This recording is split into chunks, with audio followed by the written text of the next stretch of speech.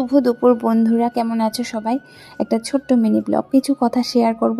এখন আমার এমন একটা পরিস্থিতি হয়েছে যেখানে আমি গর্ভবতী, আর আমার ছেলেকেও আমি দেখতে পাচ্ছি না। এখন আমার 7 মাস চলছে, আমি খেতেও পারছি না, মানে ভাত খাই তরকারি নিরামিষ খাচ্ছি।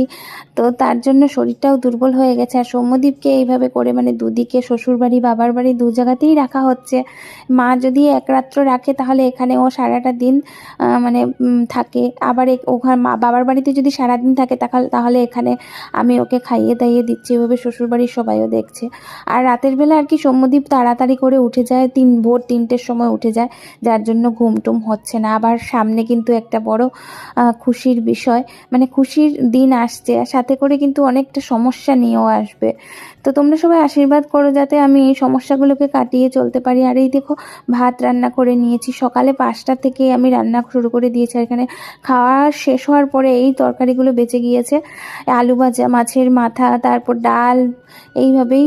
আর এখন হচ্ছে চান করব, আমি এখনো খাইনি। এখন দুপুর 1টার উপরেই বেজে গেছে, 1:30টার মতো বাজে। চান টান করে ভাত খাবো।